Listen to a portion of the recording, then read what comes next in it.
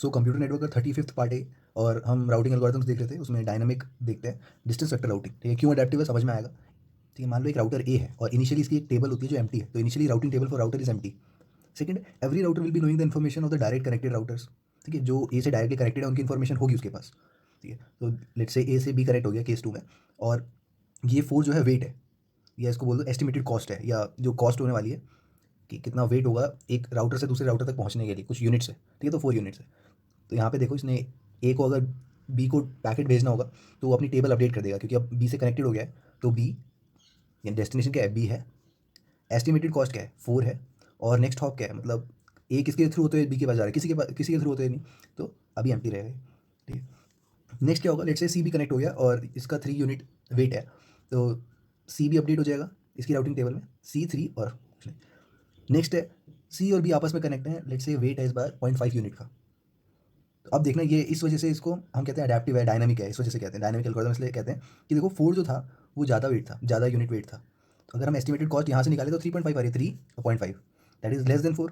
तो जब पाथ हमें छोटा दिख रहा है तो हम क्या कर सकते हैं, अपडेट कर सकते हैं जो बी का राउट था, जो टेबल में नोट कर रखा था हमने B4, और किसी के थ्रू नहीं। अब हम यहाँ पे क्या करेंगे, बी तक पहुँचने का तरीका डायरेक्टली ए से नहीं होता हो जाएगा, सी से होता जाएगा, क्योंकि वो छोटा पड़ रहा है। तो 3.5 और सी, ठीक है, सी बीच में इंटरमीडिएट आ गया। तो ये समझ में आया तुम्हें कि जैसे ही सी यहाँ पे बना, सी ने बताया ए को इन्फॉर्मेशन दी कि मैं बी तक पहुँचा दूंगा, 0.5 यूनिट वेट लूँगा। ठीक है, तो इस तरह से एस्टिमेटेड कॉस्ट जो है वो धीरे धीरे फाइनल कॉस्ट होती जाती है, जैसे जैसे हमारे कनेक्शन रिवील होते जाते हैं। तो as the time progresses the routing table of the router will adjust to new updated values.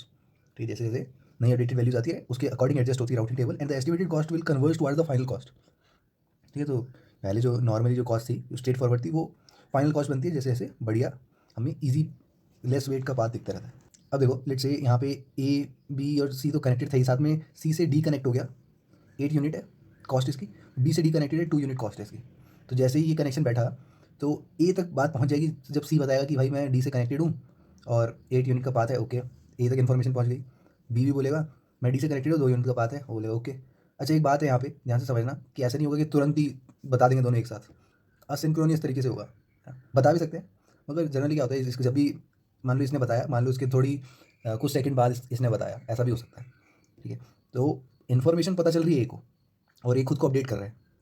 ए ने बोला 3 और 8 तो ज़्यादा हो जाएगा, एक काम करते हैं 4 और 2 करते हैं, 6 में चलते हैं। तो मान लो कि अगर सी ने पहले बताया होता तो पहले तो 11 और थ्रू सी होता, अगर अपडेट हो गई है टेबल तो बी ने भी बता दिया, इसका मतलब तो डी तक पहुंचने का तरीका 6 वेट लेगा, 6 कॉस्ट लेगा, और थ्रू बी होता हो जाएगा। क्लियर, और इनकी भी राउटिंग टेबल ऐसे अपडेट हो रही है कि मैं बी को डी तक पहुंचना है, तो 2 यूनिट है और साथ में डायरेक्ट पहुंच सकता है। तो distance vector routing, every router will be knowing the information of complete network. ठीक है, अभी मैं फोकस सिर्फ ए पे कर रहा हूँ, अभी तक मैंने सिर्फ ए पे फोकस करा है, ऐसे ही सारे राउटर जो है कंप्लीट इन्फॉर्मेशन जान रहे होंगे, only with the help of neighbours. ठीक है, तो अपने आस पड़ोस से ही पूछ के अपडेट करते रहते हैं अपनी राउटिंग टेबल को। डिस्टेंस वेक्टर राउटिंग, ठीक है, डीवीआर लिखा है, is an iterative algorithm because the output of the vector table is given as input, then that router also fill with the values updated values. क्या मतलब, iterative, iterative तुम्हें पता है ना, जैसे हम रिकर्सिवली करते हैं आइटरेटिव, यानी आई इक्वल टू 1 2 3 ऐसे करके। तो इसमें क्या होता है कि आउटपुट जो जो वेक्टर टेबल है, एक वेक्टर टेबल का आउटपुट जैसे यहाँ पे दिखाया मैंने, सी में जो जब डी नाम का राउटर ऐड हुआ सी के राउटिंग टेबल में, तो ये इन्फॉर्मेशन पहुंची ए के पास, है ना। तो this is called the iterative algorithm. ठीक है, आइटरेटिव नेचर दिखाता है कि ये आउटपुट जो आ रहा है ये इनपुट फिल होगा टू द नेक्स्ट राउटर, लिखा है ना, input then that router also fill with the updated values. तो ए ने भी अपडेटेड वैल्यूज फिल कर दी। Distance vector routing also known as distributed algorithm. Distributed क्यों कहते हैं, because whenever a new router is placed on the network, जैसे कि डी हुआ, then every router will be knowing the information about the router या node iteratively. यही पहले पहले पॉइंट को बताया गया। पहला पॉइंट कह रहा है कि अगर कोई भी इन्फॉर्मेशन मिलती है वो आगे जाके नेबर्स को पास होती है और वो भी अपनी राउटिंग टेबल अपडेट कर देते हैं। सेकंड कह रहे हैं कि ये डिस्ट्रीब्यूटेड इसलिए है, डिस्ट्रीब्यूटेड क्यों बोलते हैं एल्गोरिथम, क्योंकि नेबर्स के थ्रू पता चल रहा है इन्फॉर्मेशन जो है वो सबको पहुंच जा रही है आइटरेटिवली। ठीक है, तो ये डिस्ट्रीब्यूटेड है एक तरह से नेटवर्क। फिर distance vector routing is an asynchronous algorithm. ठीक है, असिंक्रोनियस क्यों है, because the router will be getting the information from the neighbouring router at different time intervals. ठीक है, तो ऐसे नहीं एक साथ ही भेज देंगे, डिफरेंट टाइम इंटरवल। तो काउंट टू इन्फिनिटी प्रॉब्लम देखते हैं, बहुत फेमस प्रॉब्लम, कि 3 राउटर आपस में कनेक्टेड है। मान लेते हैं कि एक्स को पैकेट भेजना है तुम्हें थ्रू ए, तो ए देखेगा कि हाँ इसका इमीडिएट तो है, और इसके ऊपर 1 लिखा है, मतलब वेट इसका 1 है, इसका वेट भी 1 है। मैं लिख देता हूँ, कभी कभी नहीं लिखता, तो 1 1 1 1। ठीक है, तो इससे मतलब हमें क्या समझ में आता है कि अगर हमें एक्स तक कोई पैकेट पहुंचाना है तो इसका कॉस्ट लग रही है 1, और एक्स को डायरेक्टली पहुंचा देगा, कोई बीच में नेक्स्ट हॉप नहीं है, तो ये कोई नेबर नहीं है, डायरेक्टली ये खुद ही नेबर है। अगर थ्रू बी पहुंचाना हो तो बी को एक इंटरमीडिएट बीच में ए आएगा, यानी बी नेक्स्ट हॉप में ए के पास जाएगा, और उसके बाद एक्स तक पहुंचने में कॉस्ट 2 लगेगी। ये था सिंपल बात। अब हुआ क्या, लिंक ब्रोक हो गया। लिंक ब्रोक हो गया यानी एक्स तक ए पहुंच नहीं सकता। अब देखना टेबल इतनी अपडेट हो चुकी है, अब एक्स तक फिर से पहुंचाने कोई पैकेट और आ रहे हैं।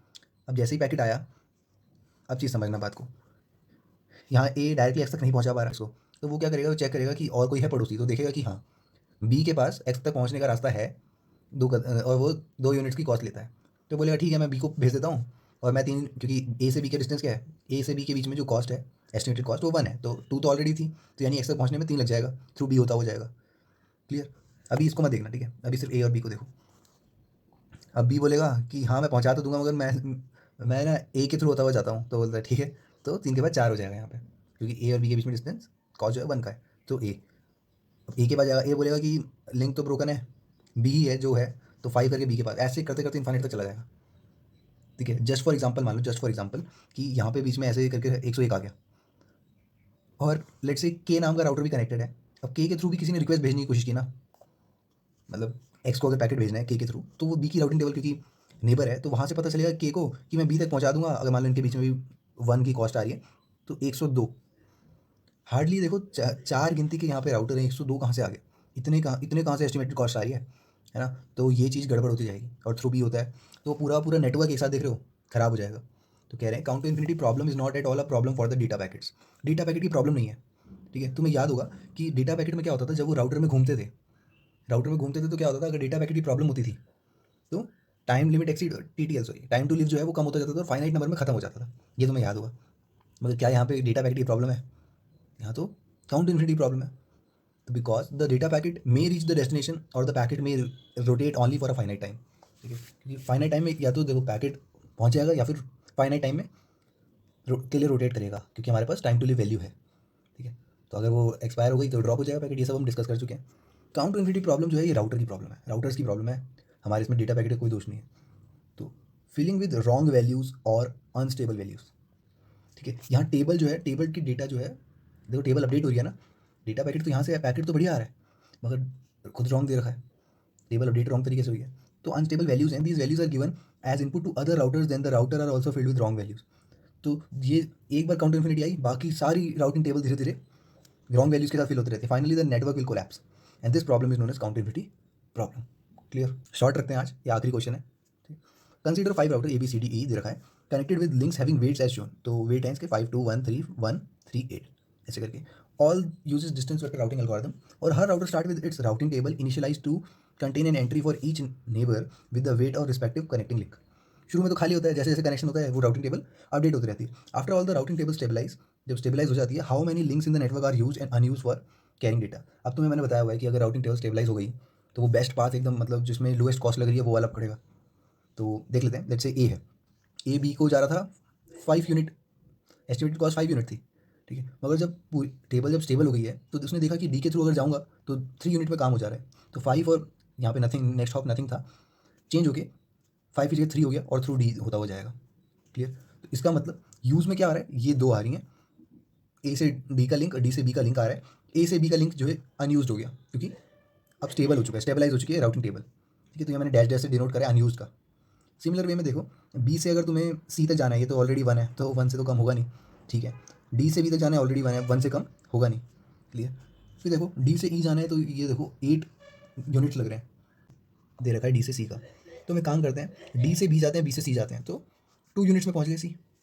जब सी 2 यूनिट्स में पहुँच गए तो ये 3 भी ज़्यादा हो गया, इसलिए हम ई पहुँचने के लिए सी के थ्रू ही हो जाते हैं। बात समझो कि डी से बी गए 1, बी से सी गए 1, दैट इज़ 2 हो गया, सी से ई गए 3, दैट इज़ 5 हो गया। अब 5 से 5 तो सबसे कम है, क्योंकि अगर तुम डायरेक्टली ई जाओगे तो 8 होगा, कॉस्ट 8 लगेगी। डी से सी से ई होते जाओगे तो 6 हो जाएगी, 6 से कम क्या हो रहा है, दिस पाथ।